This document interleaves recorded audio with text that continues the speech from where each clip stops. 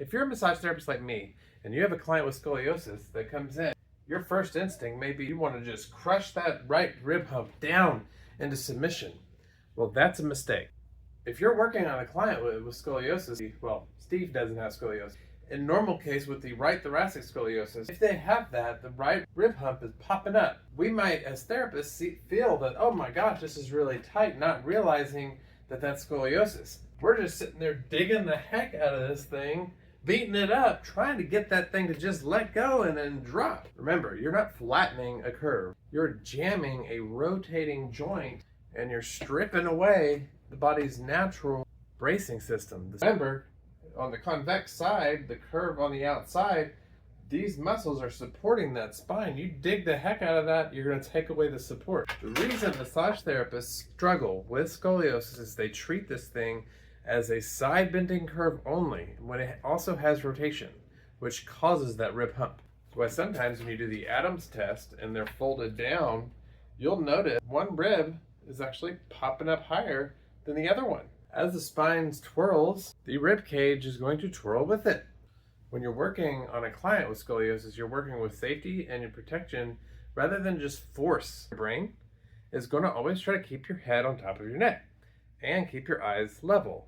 Have you ever noticed a client be shifted like this when you're talking to them? Maybe not to that extreme, but one eye may be lifted higher than the other. That's going to give you a dead giveaway of what's going on with their neck. Think of it like this. When the spine shifts, your whole body is going to have a domino. The pelvis is going to do stuff. The shoulders are going to do stuff. Everything has to adapt and adjust to the curve and rotation. One pelvis might be shifted higher than the other one, which sometimes that means they can be putting their weight over here on this other leg. This whole right side gets compressed. Interesting thing with the pelvis, it's not just a height. Sometimes you're going to have rotation anteriorly or posteriorly. Sometimes even you'll notice how one leg will be shorter than the other when they're laying down, and that's actually because the pull of the pelvis. When you have scoliosis, it's not just, hey, this spot hurts. It's everything that's happening with it. You need to find out. There's many times where you'll have a zigzag compensation pattern. A lot of times you'll notice with the right shoulder and left lower back, you're gonna have a lot of similarities on what's happening with the muscles. You'll notice that maybe left side over here might be weaker on right thoracic scoliosis, not all the time. And then maybe the right side over here on the lumbar may be weaker.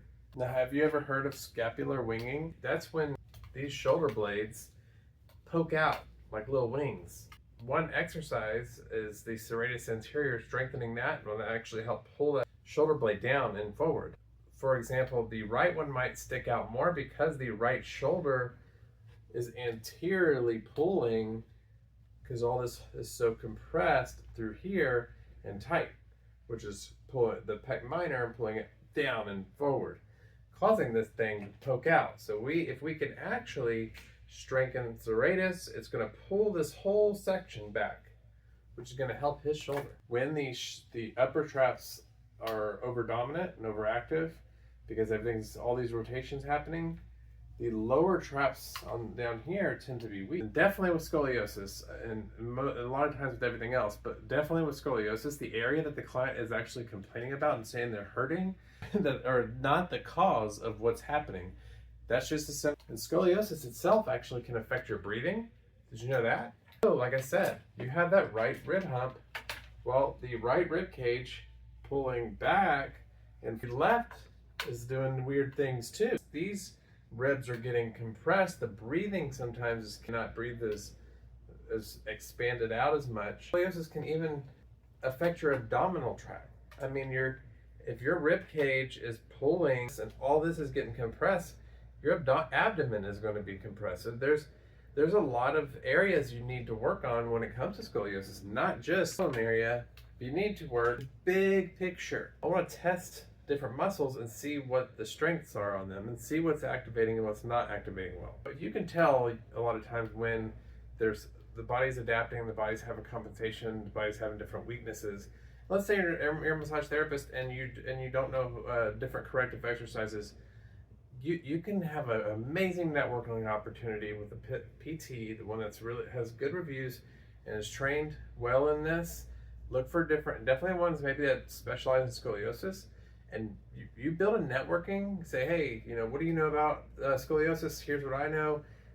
Can we work together? I'll help release the tension, and you can help do the corrective exercise training, and both of y'all are going to benefit from each other. And watch my videos, you'll see a lot of different corrective exercises. If you learn scoliosis like this, you're going to be able to take your practice to the next level. You're going to be able to help people that you hadn't been able to help before. And if you want to learn more, check out my online CEU course. It's going to be in the description of this. I think you're going to get a whole lot out of it. And if you have any questions, reach out, restorationmassagecenter@gmail.com, and please don't forget to save and repost and subscribe. Thanks for watching today.